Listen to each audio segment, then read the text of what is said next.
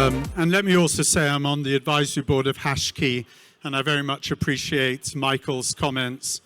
What I'm going to do is I'm basically going to share in a few minutes what we would tell our portfolio companies.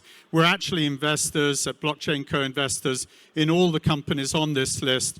We are investors in Coinbase and in Kraken, in Anchorage and BitGo. We were early investors in Tether and Circle, and in DCG Grayscale and in Bitwise. And if I was talking to these companies about what are the opportunities in custody, I would tell them what I'm about to tell you right now. The first thing that I would say is that we are in the process of digitalizing all of the world's monies, commodities, and assets. And this is inevitable. We digitalized all the world's communications and content with the internet over the last 30 years, but we can't get to a digital economy unless we digitalize finance and commerce as well. The challenge is we have to digitalize all of the world's financial infrastructure to support these new forms of digital value. And that may sound like a big undertaking, but it's what we just did when we digitalized communications and content. We had to digitalize all that infrastructure too. The opportunity for you in the room is that this will be the biggest value creation, and custody is at its core. We need to remember what a custodian is. A custodian is someone that takes responsibility for holding the value of others. And that is not only an activity, it is also a responsibility and accountability, and it's also a liability. And one of the things we forgot over the last few years in our industry, in the blockchain and Web3 industry, is it isn't good enough just to have ease and low cost. You have to be secure, reliable, and compliant. And the reality of the last few years was that the providers of custody forgot that counterparty risk is a central component of custody. And in fact, the billions and billions of dollars that was lost over the last few years because of Celsius, BlockFi, FTX, etc., was a fundamental failure of custody best practices. So this time round, we have to do a better job. There are 10 opportunity areas within digital custody. And these I'll go through one page for each. But if you were a player in the room thinking about building a business around custody, or if you already have a business, you need to focus and figure out which of these 10 things, you'll take advantage of. The first is stablecoins. We've heard a lot about it. Digitalized dollars, at least right now, is a huge opportunity, growing fast, already bigger than VisaNet, clearly lots of use cases. It's our view that this is going to segment and fragment out.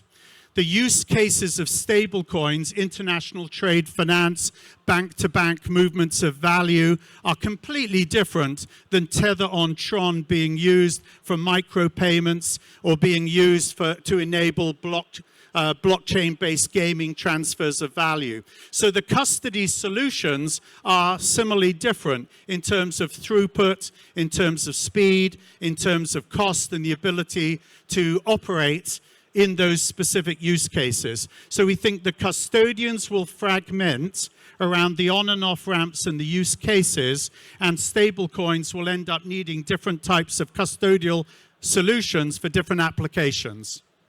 The second are CBDCs. For China to launch the eCNY, it needed custody, and that custody meant that it needed Alipay and WePay, but also the top 7 or 8 Chinese banks to enable digital wallets and custody solutions. 1.3 billion Chinese are now beginning to get on-ramped into that area of custodial solutions and transactional solutions. The reality is, the other countries of the world are now in 2024 going live with their own CBDCs. So Brazil, India, Mexico, Nigeria, Pakistan, Russia are all examples of countries that will be piloting their CBDCs this year. The opportunity is that means half the world's population, 4 billion people, are going to be told this year by their own governments that they need to get ready for digital monies, digital wallets, and digital custody. The opportunity for all of you is that many of those countries will need solutions that are not only at the national level. Every one of their financial providers in their markets, their banks, their payment companies, their retail applications is going to have to be enabled for these types of movements of value. And that's a huge opportunity too. The third big one is Bitcoin. It goes without saying, this is the first time that I'm going to have to use the phrase self-custody. But clearly, there's about, of the world's 8 billion people, 60% are under 45 years old, 65%, 6 billion of them, live in countries where they may have concerns about hyperinflation, expropriation, deflation of their sovereign-backed currencies, fiat currencies, and as a result, Bitcoin does represent a solution. But the current custodial solutions, self-custody solutions for Bitcoin, are not very good. Even the best in class, we're an investor in Ledger. Ledger is not very good relative to what it needs to be to enable the next generation of people that want access to Bitcoin.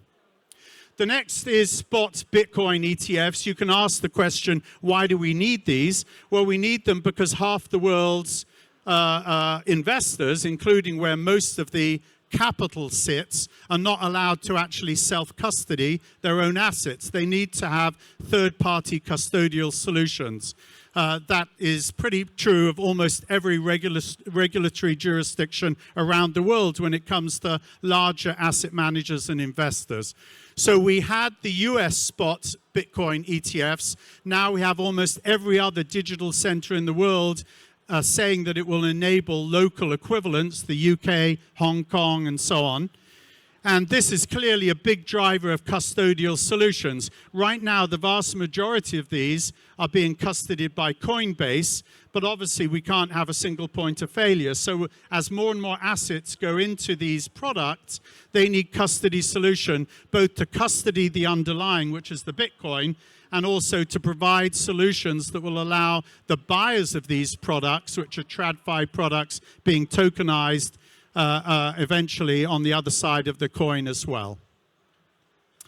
DeFi, clearly an enormous world of other types of assets, everything from NFTs to meme coins to other digital cryptocurrencies.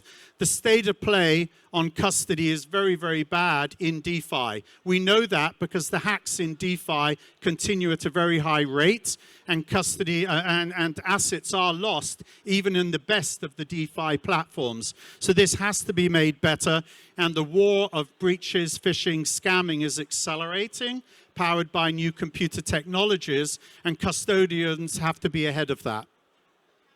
The next is BUIDL. I'm calling out BUIDL very specifically because everything I've talked about so far is a digital money or a digital commodity. Now we're going to talk about digitalized assets, real-world assets. If you don't know what BUIDL is, you need to know. My partner, Alison, is the former CFO of BlackRock. Alison and I were the people that worked on and launched iShares, which is the world's largest financial product. And I was the former vice chairman of Securitize, which is enabling BUIDL. BUIDL is a TradFi product, treasuries, digitalized and tokenized so that it can travel over digital infrastructure. Right now, it's not fully enabled in the sense that we need to rely upon old technology for things like redemption, but that will happen. Once that happens, this is a solution for, as an example, Tether has $100 billion. It's stored in paper at Cantor Fitzgerald. Circle has $20 or $30 billion. It was stored in paper at Silicon Valley Bank, now First Citizens. And I could keep on going. Every major stablecoin, every major crypto treasury, MakerDAO, stores its treasury at Sygnum Bank in paper. All of those treasuries will be digitalized through products like tokenized treasuries, which earn interest. And once we turn on the redemption, they can have 24/7 trading which is unheard of in traditional custodial solutions, which don't work on weekends.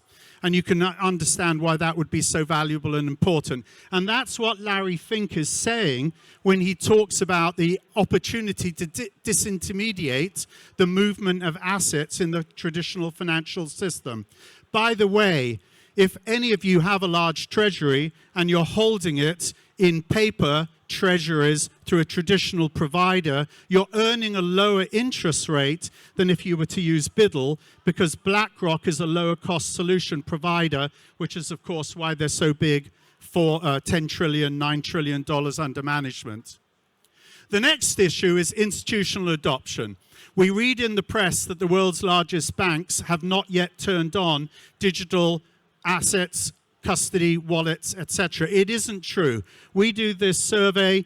You can download it from our website. We look at the top 50 asset managers in the world and the degree to which they've already enabled digital wallets and custody, digital monies, digital commodities, digital assets. If they're in green, they already have live products and solutions. And it's surprising. It's very surprising to see that so many of the world's largest managers are now trying to get in. You just read yesterday that Biddle is now being enabled and supported by Goldman Sachs, who up until last week was saying they didn't think there was much of a use case for Bitcoin. So don't listen to what they're saying, listen to how they're acting, and in practice, almost all of the world's largest custodians from State Street and BNY Mellon down is now enabling and rolling out digital custody.